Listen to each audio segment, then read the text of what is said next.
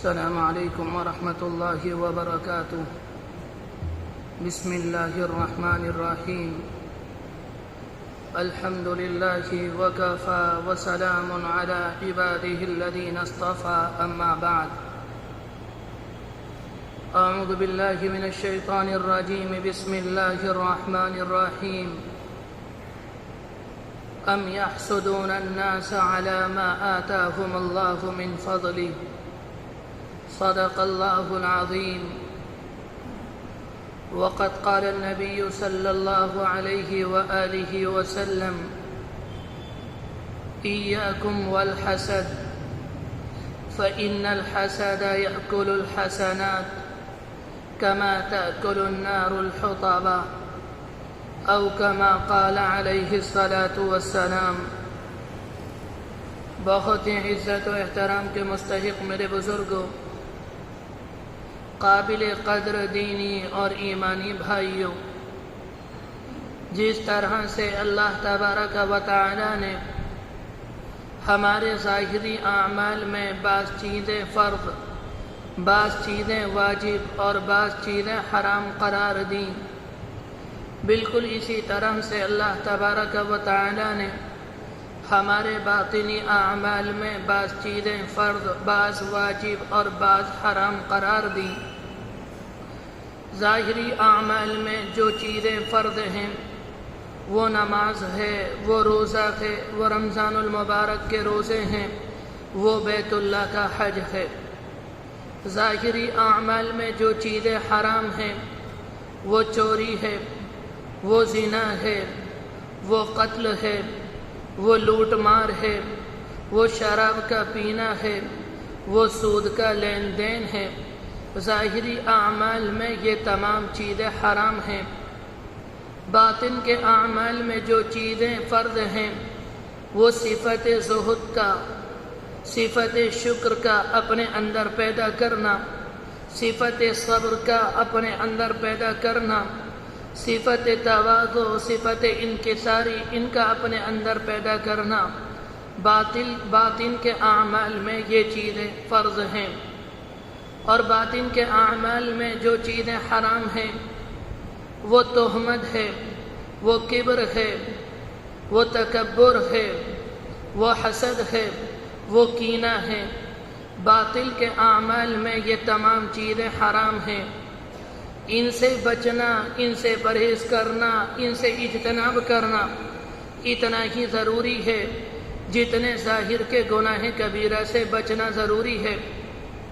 باطن کے اعمال میں ایک خطرناک بیماری کا ذکر کرنا مقصود ہے، وہ بیماری حسد ہے، اور اس پر بڑی سخت وعیدیں، بڑی سخت دھمکیاں قرآن مجید کی آیات میں اور اللہ کے رسول کی احادیث میں موجود ہیں۔ آپ نے فرمایا تھا: ایاکم والحسد، اے لوگو حسد سے بچے رہنا، اس لیے کہ یہ تمہاری نیکیوں کو اس طرح سے کھا جاتا ہے کما تأکل النار الحطب، جیسے آگ لکڑی کو کھا جاتی ہے۔ ایک آگ وہ ہوتی ہے جو بہت بڑی اور بہت تیز ہوتی ہے، جو منٹوں میں لکڑی کو جلا کر ختم کر دیتی ہے، اور ایک آگ وہ ہوتی ہے جو ہلکے ہلکے جلتی ہے، ہلکے ہلکے سلگتی ہے۔ وہ جب کسی لکڑی کو لگ جاتی ہے تو وہ ایک دم اس کو نہیں جلاتی، وہ سلگتی رہتی ہے اور لکڑی خود بخود ختم ہوتی رہتی ہے۔ حسد کی یہ بیماری بالکل اسی طرح ہے۔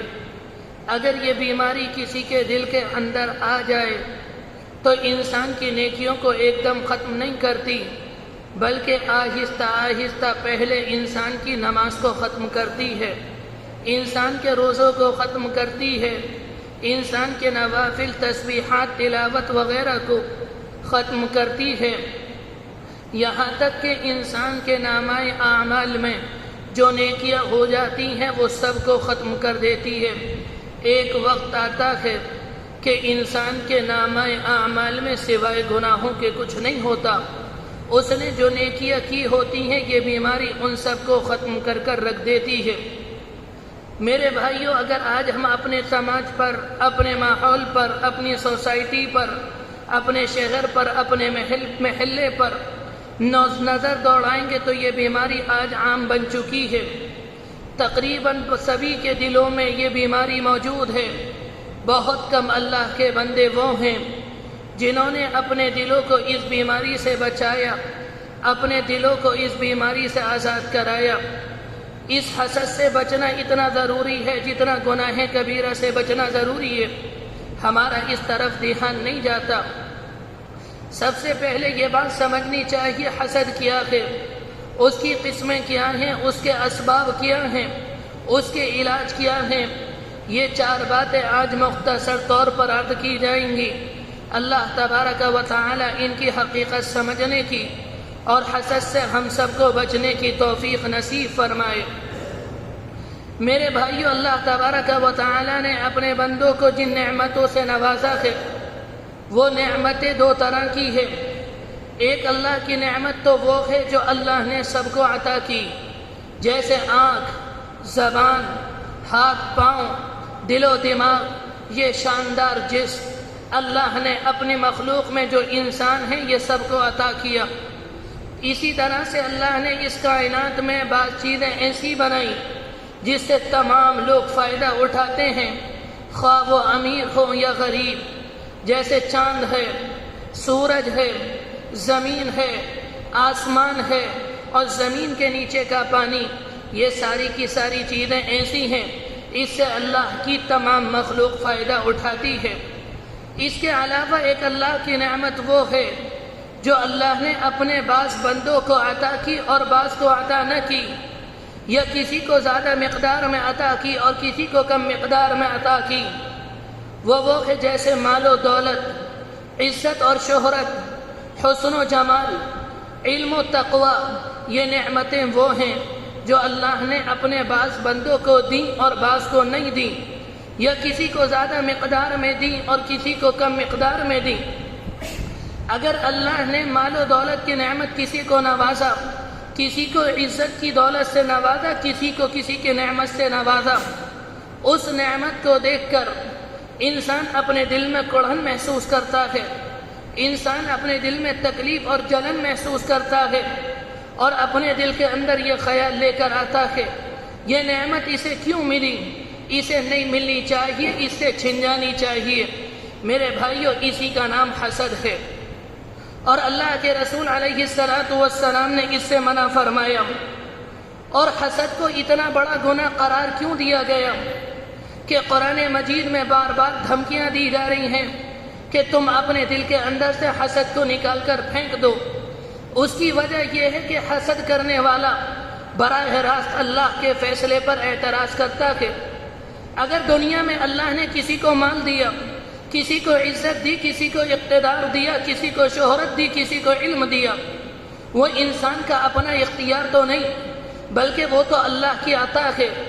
جب کوئی بندہ اس کی نعمت پر اپنے دل کے اندر تکلیف یا کڑھن محسوس کرتا ہے تو یہ تو اللہ کے فیصلے پر اعتراض ہوا۔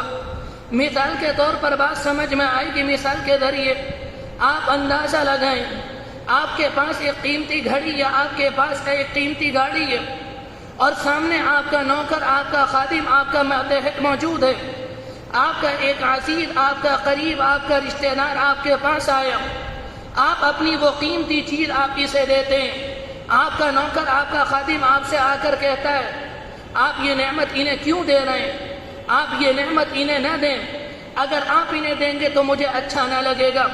تو مالک اپنے نوکر سے یہ کہے گا خبردار اپنی زبان کو بند رکھنا، یہ میری چیز ہے، میں جسے چاہوں دوں، تم بولنے والے کون ہوتے ہو سکتا ہے کان پکڑ کے باہر کر دے۔ اسی طرح سے اگر اللہ نے ایک نعمت اپنے بندے کو دی ہے اور دوسرا جب اس نعمت پر اعتراض کرتا ہے، اپنے دل کے اندر کڑھن یا تکلیف محسوس کرتا ہے، تو اللہ بھی حسد کرنے والے بندے سے یہ کہتا ہے خبردار اپنے خیال کو اپنے پاس رکھ، اپنی زبان کو اپنے پاس رکھ، غنیمت ہے کہ تیری نعمت جو ہم نے تجھے دی ہے وہ تیرے پاس ہے، ہم تیری نعمت لینے پر بھی قادر ہیں اور کل قیامت میں تجھے جہنم پہ ڈالنے پر بھی ہماری قدرت ہے۔ میرے بھائیو، یہ حسد اتنا بڑا گناہ یوں ہے، اس میں حسد کرنے والا اللہ کے فیصلے پر اعتراض کرتا ہے۔ اگر اللہ نے کسی کو کوئی نعمت دی ہے، اگر اللہ نے کسی کو شاندار کاروبار دیا ہے، اللہ نے کسی کو شاندار مکان دیا ہے، حسد کرنے والے کو تکلیف ہوتی ہے، حسد کرنے والے کو پریشانی ہوتی ہے، اللہ نے یہ نعمت اسے کیوں دی؟ جس سے حسد کیا جا رہا ہے، اگر کسی موقع پر اس کے گھر کے اندر انتقال ہو جائے یا اس کے گھر کے اندر کوئی پریشانی آ جائے، اس کے گھر کے اندر کسی کا ایکسیڈنٹ ہو جائے یا اس کا شاندار کاروبار ایک دم ڈاؤن ہو جائے، تو حسد کرنے والے کو خوشی ہوتی ہے کہ کم از کم ان کا کاروبار نیچے کو آیا۔ جب کوئی کسی کی خوشی پر، کسی کی تکلیف پر خوش ہوتا ہے، عربی زبان میں اس کو شماطت کہتے ہیں۔ اللہ کے رسول علیہ السلام نے فرمایا تھا، لا تظہر الشماطہ فیرحمہ اللہ بینک و بیت لی۔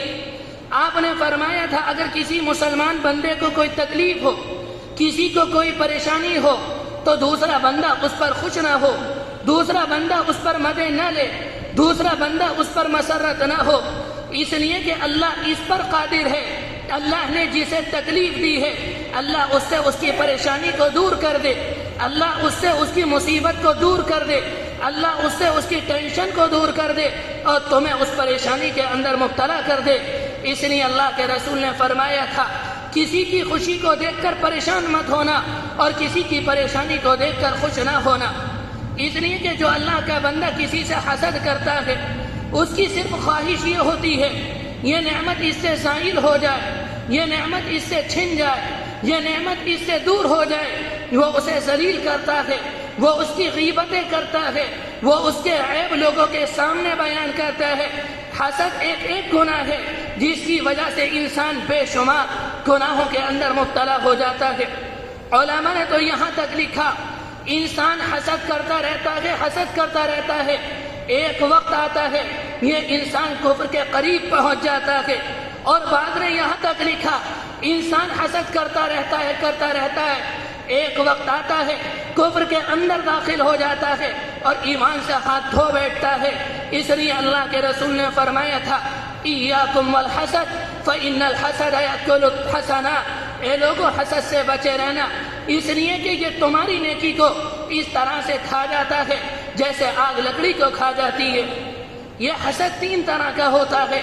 ایک تو یہ ہے، آپ نے کسی کا شاندار مکان دیکھا، دل کے اندر یہ تمنا پیدا ہوئی، کاش مجھے بھی ایسا مکان مل جائے۔ آپ نے کسی کا کاروبار دیکھا، دل کے اندر یہ تمنا ہوئی، کاش میرا کاروبار بھی ایسا ہو جائے۔ یا کسی کی سروس شاندار ہے، دل کے اندر یہ تمنا پیدا ہوئی، کاش میری سروس بھی ایسی ہو جائے۔ یہ گناہ نہیں، یہ غبطہ کہلاتا ہے کہ یہ رشک ہے، یہ حسد نہیں ہے، اس پر گناہ نہیں ملتا۔ حسد یہ ہے، کسی کی نعمت کو دیکھا اور دیکھنے کے بعد دل میں یہ تمنا آئی، کاش اس سے یہ نعمت چھن جائے اور مجھے یہ نعمت مل جائے۔ یہ حسد ہے، اس سے منع کیا۔ یہ حسد کا دوسرا درجہ ہے۔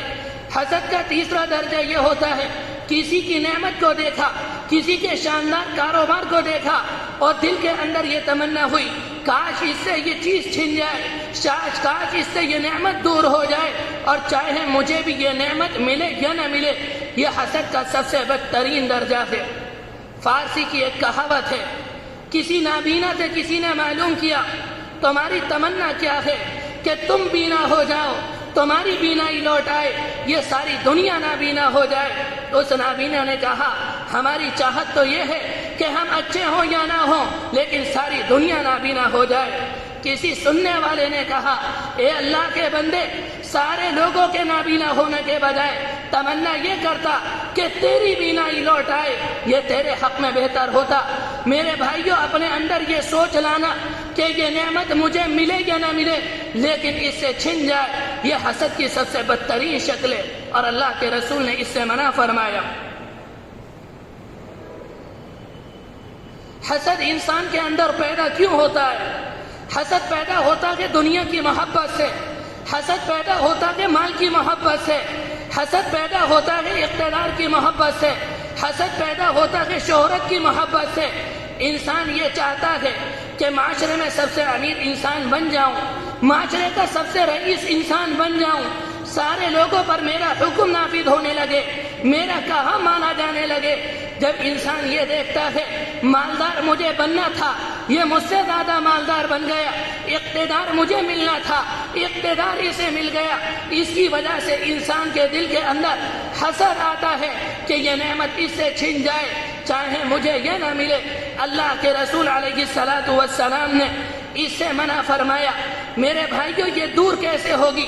جس بھائی کو حسد ہے وہ سب سے پہلے یہ تصور کرے کہ اللہ نے اپنی حکمت سے، اللہ نے اپنی مصلحت سے انسانوں کے درمیان اپنی نعمتوں کو تقسیم کیا ہے۔ کسی کو مال کی نعمت دی ہے، کسی کو دولت کی نعمت دی ہے، کسی کو شہرت کی نعمت دی ہے، کسی کو علم کی نعمت دی ہے، کسی کو اقتدار کی نعمت دی ہے۔ اللہ تبارک و تعالی نے اپنی مصلحت سے یہ کائنات بنائی اور پھر اپنی حکمت سے اس کائنات کے اندر انسانوں کو پیدا کیا۔ پھر اللہ نے اپنی مصلحت کے ساتھ لوگوں کے درمیان اپنی نعمت کو تقسیم کیا۔ ایک بندے کو اللہ نے مال کی نعمت دی، ساتھ میں اسے صحت کی نعمت نہ دی۔ دوسرے بندے کو ساتھ صحت کی نعمت دی لیکن اسے مال کی نعمت نہ دی۔ مال والا صحت والے سے حسد کرتا ہے، اسے صحت کیوں ملی، اور صحت والا مالدار پر حسد کرتا ہے، اسے مال کیوں ملا۔ میرے بھائیوں، یہ اللہ تبارک و تعالی کی تقدیر کے فیصلے ہیں۔ اس دنیا کے اندر کوئی بھی اللہ کا بندہ کسی انسان کے متعلق یہ فیصلہ نہیں کر سکتا کہ یہ انسان یہ خوشی میں زیادہ ہے، یہ تکلیف میں زیادہ ہے۔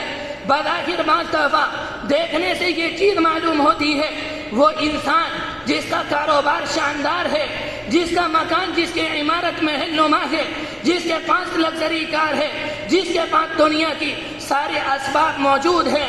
ایک اللہ کا بندہ وہ ہے جس کے پاس صحت ہے، جس کے پاس مکان نہیں ہے، جس کے پاس کاروبار نہیں ہے۔ یہ غریب انسان امیر انسان کو یہ تصور کرتا ہے کہ دنیا کی ساری نعمتیں اس انسان کو ملی ہوئی ہیں۔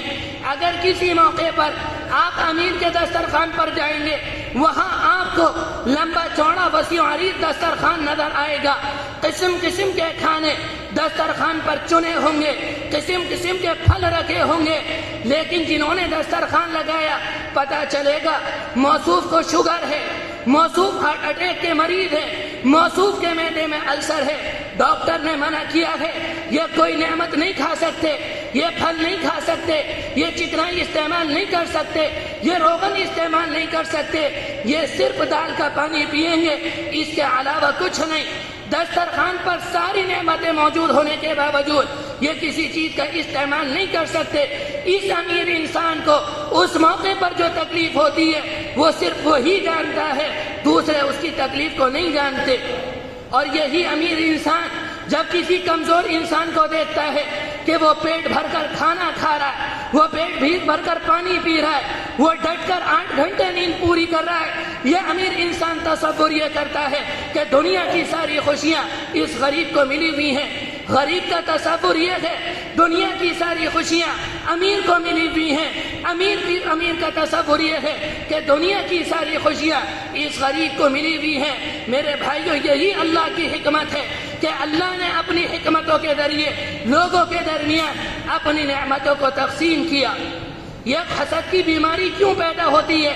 وجہ یہ ہے انسان دوسرے کو دیکھتا ہے، انسان اپنے آپ کو نہیں دیکھتا، انسان دوسرے کو دیکھتا ہے، انسان اپنے آپ کو نہیں دیکھتا۔ میرے بھائیوں، یاد رکھنا، اگر دوسرے کو دیکھیں گے تو سماج میں ہم سے بڑا ناشکرا کوئی نہیں ہوگا اور ہم سے بڑا حاسد اس سماج میں کوئی نہیں ہوگا۔ اگر ہم دوسرے کو دیکھنا چاہتے ہیں تو دیکھیں اس طریقے سے جو طریقہ بتایا تھا نبی اکرم صلی اللہ علیہ وسلم نے۔ آپ نے فرمایا تھا اگر تمہیں دوسرے کو دیکھنا ہے تو دین کے معاملے میں اپنے سے اوپر والے کو دیکھو، اور دین کے معاملے میں اپنے سے اوپر والے کو دیکھو، اور دنیا کے معاملے میں اپنے نیچے والے کو دیکھو۔ میرے بھائیوں، آج ہم نے کیا کیا؟ اللہ کے رسول کے اس طریقے کو پلٹ دیا۔ دین کے معاملے میں اپنے سے نیچے والے کو دیکھتے ہیں اور دنیا کے معاملے میں اپنے سے اوپر والے کو دیکھتے ہیں، جس کی وجہ سے ہم اور آپ پریشان نظر آتے ہیں۔ میرے بھائیو، اللہ کے رسول علیہ السلام کے بعد صحابہ اور صحابہ اکرام کا جو زمانہ، صحابہ اکرام کو جنہوں نے دیکھا وہ تابعین کہلاتے۔ اللہ کے شاید ایک تابعی کا واقعہ ہے، اب شاید ایک تابعی کا واقعہ ہے، اس وقت ان کا نام میرے ذہن میں نہیں۔ وہ کہتے ہیں میرا ایک وقت وہ تھا جب میں نے اپنا ابتدائی زمانہ مالداروں کے ساتھ گزارا، جب میں مالداروں کے ساتھ رہتا تو سماج میں مجھ سے زیادہ پریشان کوئی نہیں، اس لیے کہ جہاں میں جاتا دوسرے کا مکان اپنے مکان سے اچھا نظر آتا، دوسرے کی سواری اپنی سواری سے اچھی نظر آتی، دوسرے کا دسترخوان اپنے دسترخوان سے اچھا نظر آتا، اس وجہ سے سب سے زیادہ پریشان میں تھا۔ ایک وقت آیا کہ میں نے اللہ کے رسول علیہ السلام کے اس اصول پر عمل کیا کہ دین کے معاملے میں اپنے سے اوپر والے کو دیکھو اور دنیا کے معاملے میں اپنے سے نیچے والے کو دیکھو۔ میں نے امیروں کی صحبت چھوڑ دی، میں غریبوں کے پاس جانے لگا۔ جب میں غریبوں کے پاس جاتا ہوں تو مجھے نظر آتا ہے میرا مکان ان کے مکان سے اچھا، میرے کپڑے ان کے مکان سے، میرے کپڑے ان کے کپڑوں سے اچھے، میرا دسترخوان ان کے کپڑوں سے اچھا۔ جب میں ان غریبوں کے پاس گیا میرے اندر صفت شکر پیدا ہو گیا، میں شکر کرنے لگا، اور جب میں نے دین کے معاملے میں اپنے سے اوپر والوں کو دیکھا تو میرے اندر اعمال کا اشتیاق پیدا ہوا اور میں اعمال کرنے لگا۔ میرے بھائیوں، اگر ہم چاہتے ہیں کہ ہماری زندگی کے اندر سکون آئے، دنیا کے معاملے میں اپنے سے نیچے والے کو دیکھیں اور دین کے معاملے میں اپنے سے اوپر والے کو دیکھیں۔ جب ہم دین کے معاملے میں اپنے سے اوپر والے کو دیکھیں گے، یہ نماز بھی پڑھتے ہیں، یہ نوافل بھی پڑھتے ہیں، یہ ذکر و اذکار بھی کرتے ہیں، یہ قرآن مجید کی تلاوت بھی کرتے ہیں، یہ رمضان المبارک کے علاوہ سال میں 2 ماہ کے روزے رکھتے ہیں، یہ پیر میں روزہ رکھتے ہیں، یہ جمعرات میں روزہ رکھتے ہیں۔ میں کچھ نہیں کرتا۔ جب دین کے معاملے میں اپنے سے اوپر والے کو دیکھیں گے تو انشاءاللہ ہمارے دل کے اندر اعمال کرنے کا اشتیاق، اعمال کرنے کا شوق پیدا ہوگا۔ میرے بھائیوں، اگر ہم نے اپنے دل کو حسد سے پاک رکھا، اگر ہم نے اپنے دل کو بغض سے پاک رکھا، اگر ہم نے اپنے دل کو کینے سے پاک رکھا، لمبی چوڑی نفلیں پڑھنے کی ضرورت نہیں، لمبے چوڑے روزے رکھنے کی ضرورت نہیں، زیادہ تسبیحات کی ضرورت نہیں، صرف دل کو پاک رکھنے سے اللہ کل جنت میں وہ مقام دے گا جس کی کوئی انتہا نہ ہوگی۔ میں ایک حدیث سنا کر اپنی بات ختم کرتا ہوں۔ اللہ کے رسول علیہ السلام بیٹھے ہوئے تھے، اللہ کے رسول علیہ السلام کے ایک صحابی عبداللہ ابن عمرو بن عاص رضی اللہ عنہ بیان کرتے، ہم اللہ کے رسول کے پاس تھے، آپ کی محفل لگی ہوئی تھی، آپ مسجد نبوی کے اندر بیٹھے ہوئے تھے، آپ نے فرمایا اس دروازے سے جو انسان آئے گا وہ جنتی ہوگا۔ کہتے ہیں ہم اس دروازے کو دیکھنے لگے، ہم نے دیکھا کچھ دیر میں ہمارے ایک بھائی یعنی اللہ کے رسول کے دوسرے صحابی اس دروازے سے اس حالت میں آئے، ان کے چہرے سے وضو کا پانی ٹپک رہا تھا اور انہوں نے بائیں ہاتھ میں چپل لیے ہوئے تھے۔ ہمیں بہت رشک آیا کہ اللہ کے رسول نے ان کے لیے جنت کی بشارت دی۔ یہ صحابی کہتے ہیں میرے دل کے اندر یہ تمنا آئی میں دیکھوں ان کا کون سا عمل ہے جس کی وجہ سے اللہ کے رسول نے انہیں جنتی ہونے کی خوشخبری دی۔ کہتے ہیں اللہ کے رسول کی مجلس برخاست ہوئی، وہ صحابی جانے لگے، میں ان کے پاس آیا اور میں نے ان سے کہا میں آپ کا مہمان بننا چاہتا ہوں، میں آپ کی صحبت میں رہنا چاہتا ہوں۔ انہوں نے کہا آؤ، یہ اپنے گھر لے گئے۔ رات کا وقت آیا، جنہیں بشارت دی تھی اللہ کے رسول نے وہ سو گئے۔ عبداللہ ابن عمرو بن عاص کہتے ہیں میں رات بھر نہیں سویا، میں دیکھتا رہا ان کا کون سا عمل ہے جس کی وجہ سے اللہ کے رسول نے انہیں جنتی ہونے کی خوشخبری دی۔ میں نے دیکھا وہ رات بھر سوتے رہے، انہوں نے رات میں تہجد نہ پڑھی۔ جب فجر کا وقت آیا وہ اٹھے، مسجد نبوی کے اندر آئے، میں ان کے ساتھ آیا، ہم نے اللہ کے رسول کی اقتداء میں فجر کی نماز پڑھی۔ صبح ہوئی، میں صبح میں ان کے ساتھ رہا، انہوں نے کوئی نفلی کام نہ کیا، انہوں نے نفلی عبادتیں نہ پڑھی، انہوں نے قرآن مجید کی تلاوت نہ کی، انہوں نے لمبی چوڑی تسبیحات نہ کی، بلکہ جب نماز کا وقت آتا وہ مسجد نبوی میں آتے اور نماز پڑھتے اور چلے جاتے، کوئی نفلی کام نہ کرتے۔ بد فرد نماز اللہ کے رسول کے پیچھے پڑھتے. اسی طرح سے 3 دن تک دیکھتا رہا. میں نے 3 دن دیکھا, میں نے 3 راتیں دیکھا. انہوں نے تہجد نہ پڑھی, نفلی کام نہ کیا, صرف فرد نمازیں پڑھی. جب 3 دن ہو گئے میں ان کے پاس آیا اور میں نے کہا جناب میں آپ کے پاس اس لیے آیا تھا, جب آپ مسجد کے اندر داخل ہوئے اللہ کے رسول علیہ السلام نے آپ کے جنتی ہونے کی بشارت دی. میں نے دیکھا آپ کا ایسا کوئی عمل نہیں جو عمل ہم نہ کرتے ہوں, جو ہم کرتے ہیں وہی عمل آپ کرتے ہیں. مجھے کوئی عمل ایسا نظر نہ آیا جو ہم نہ کرتے ہوں اور آپ کرتے ہوں, جس کی وجہ سے اللہ کے رسول علیہ السلام نے آپ کے جنتی ہونے کی بشارت دی ہو. وہ کہنے لگے یہ میرے لیے بڑی خوشی کی بات ہے کہ اللہ کے رسول علیہ السلام نے میرے لیے جنتی ہونے کی خوشخبری دی. میں کمزور ہوں, میں زیادہ نفل تو نہیں پڑھتا, میں زیادہ تلاوت تو نہیں کرتا, میں زیادہ تسبیحات تو نہیں کرتا, لیکن میرے پاس ایک عمل ہے. وہ عمل یہ ہے میرا دل بالکل پاک ہے, میرا دل بالکل صاف ہے, جس میں حسد نہیں ہے, جس میں کینہ نہیں ہے, جس میں بغض نہیں ہے. شاید میرا یہی عمل ہو جس کی وجہ سے اللہ کے رسول علیہ السلام نے میرے جنتی ہونے کی خوشخبری دی. میرے بھائیوں, اپنے دل کو پاک کریں, اپنے دل کو صاف کریں, اپنے دل سے حسد کی بیماری کو نکال دیں.